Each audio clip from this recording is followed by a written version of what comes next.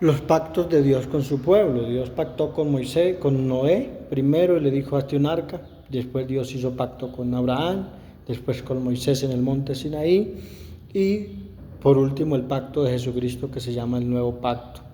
Pero también es el pacto eterno. Y quiero notar esa diferencia y hablar solamente de los dos últimos pactos: el pacto de Dios con Moisés y el de Jesucristo.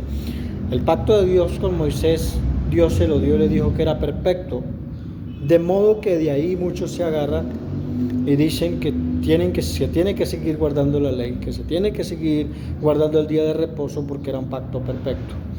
Resulta que hay que entender el significado de las dos diferencias entre perfecto y eterno. El pacto de Cristo en Hebreos capítulo 13, verso 20 dice que por la sangre del pacto eterno de Jesucristo. Eterno sabemos que es sin principio y sin fin. Antes que hubiese la creación, el ser humano creado antes del pecado, Dios ya había planeado, eso lo revela el libro de Efesios, diciendo que antes de la creación, Dios planeó escogernos a nosotros y adoptarnos. Era pacto eterno que Cristo moría en la cruz por nuestros pecados.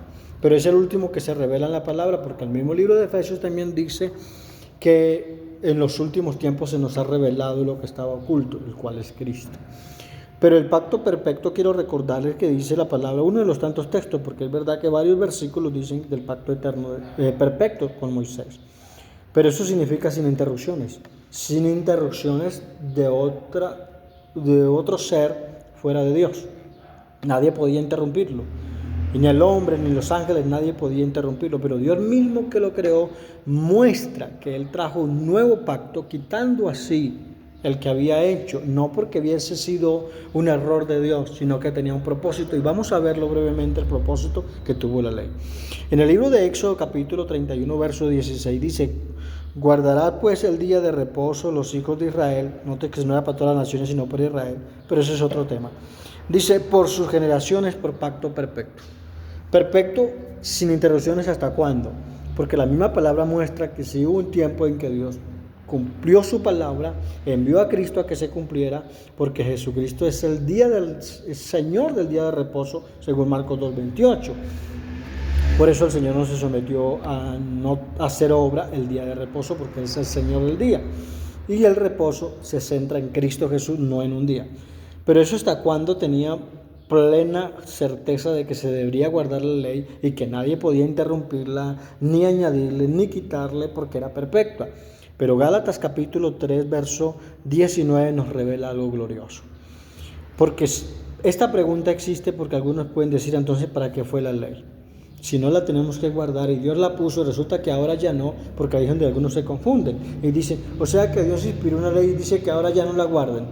Entonces, como que si Dios está jugando así, ya no. No, es que tenía un propósito concreto. Si existe esa pregunta en sus corazones, y de hecho la palabra lo hace, para que entonces la misma palabra responde para qué fue la ley. En el verso 19 del capítulo 3 de Gálatas. Entonces, ¿para qué sirve la ley? Fue añadida a causa de las transgresiones hasta que viniese la simiente a quien fue hecha la promesa. Que la ley fue añadida. ¿Por qué? ¿Por qué añadida? Porque primero fue entre los pactos, Dios pactó con Noé, hubo un diluvio. Después viene Abraham y Dios pacta con Abraham, que le promete el Mesías. Y él fue justificado por la fe, tal como ahora lo somos en Cristo Jesús, según Romanos 5:1. Justificados pues por la fe, tenemos paz para con Dios por medio de nuestro Señor Jesucristo. Ahora, ese fue el pacto antes de Moisés, con Abraham. Pero entre el medio hubo la añadidura en el Sinaí de la ley. ¿Por qué? Por causa de las transgresiones. ¿Qué significa eso? Que la ley fue añadida a causa de las transgresiones. Porque lo que Dios planeó y puso el propósito perfecto fue hacernos entender y ver claramente la culpa de nosotros. La incapacidad de cumplir las leyes de Dios, la falta de santidad en el ser humano. De modo que al leer la ley, con los requisitos que tenía, nos dábamos cuenta: fallé en esto, en aquello, no puedo cumplir la ley, estoy en problemas, estoy sentenciado a condenación, estoy bajo juicio, porque la ley lo mostró que eso quedaba bajo juicio todo el que intentaba cumplirla al ver que no podía. Entonces, al sentirse en ese problema, teníamos que decir: espero un Salvador. toda mi culpa por transgredir la ley, tengo que echarla sobre Cristo, que Él venga y me justifique. Entonces la mirada se quitaba de la ley y se ponía en Cristo Jesús. Eso lo sigue diciendo la palabra. Leamos y verás. Porque si hablamos que la ley estaba hasta que viniese la simiente, el verso 16 de Gálatas 3 nos dice que la simiente es Cristo. Una vez vino Cristo, Él es la simiente y la ley estaba hasta Él porque en Él se cumplió. Por eso cuando leemos Mateo 5:18, la palabra está diciendo que no pasará una tilde ni una jota, o cielo y tierra, hasta que esté el cielo y la tierra, ni una jota ni una tilde pasará, hasta que todo se haya cumplido. ¿Por qué decía eso? Porque Cristo todavía no había ido a la cruz, todavía no se había cumplido lo que estaba profetizado en la ley del Mesías. Entonces, todo lo que estaba dicho en la ley, Cristo dice esto no, yo no vine a transgredirla, yo no vine a decirnos la ley ya no, Él dice yo vine para que se cumpla, en Cristo se cumplió la ley. Entonces eso es porque a veces se confunden los textos, pero seguimos leyendo en el verso 20 de Gálatas 3. Y el mediador, hablando de Cristo, no es de uno solo, pero Dios es uno solo. Hay un solo creador, un solo Dios sobre todas las cosas y un mediador, el cual es Jesucristo, Dios hecho carne, y murió por nuestros pecados, resucitó para darnos vida y vida eterna. Ahora dice el 21, luego la ley es contraria a las promesas. ¿Existe otra pregunta aquí? ¿A las promesas de Dios? No, porque si dice, entonces la ley, ¿qué sentido tiene? Si está ahí, no la guardamos. Es que tenía un propósito. Eso es lo que hay que entender, hacernos ver la incapacidad, pero a la vez también de entender que era que no estaba fuera de las promesas, sino que estaba entre el mediario, haciendo ese ayo, porque es lo que dice el verso 24 del mismo capítulo 3 de Gálatas. Dice, de manera que la ley ha sido nuestro ayo para llevarnos a Cristo. Oh, esa es la conclusión. Entonces la palabra decía, no comas ciertos alimentos porque es inmundo. Tienes que guardar el día de reposo. No tantas leyes que habían.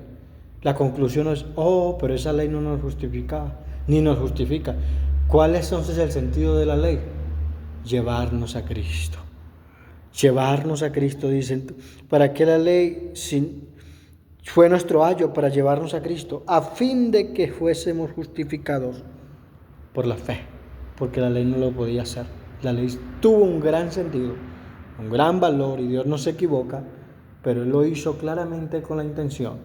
La palabra lo revela por nuestras transgresiones de que supiéramos necesita un Salvador. Hay otros versículos, por ejemplo, ahí que no leíamos, el verso 22. Mas la Escritura lo encerró todo bajo pecado, para que la promesa que es por la fe en Jesucristo fuese dada a los creyentes. Aleluya. La Escritura lo encerró todo en pecado. Lo que estaba escrito en la ley hacía que se viera eso. No podemos cumplir la ley. La misma palabra dice en algunos textos que no se pudo cumplir la ley. Solo Cristo pudo guardar esos requisitos demandados del Padre. Nosotros no pudimos, por eso nos toca correr al perfecto, a Cristo Jesús, y no a la ley. Amén. Dice el 23, pero antes que viniese la fe, estábamos confinados bajo la ley, encerrados para aquella fe que había de revelarse, de ser revelada. Aleluya. El que está en la ley está encerrado, fingiendo que tiene una vida agradable para Dios, pero no puede. Está cautivo, está preso ahí. Solo lo va a liberar la fe, pero que ya se reveló, que estaba por ser revelada. Eso habla antes de que Cristo fuese a la cruz y cumpliese la ley. Eso es algo maravilloso entenderlo, que entonces la ley sirve para eso, para llevarnos a Cristo.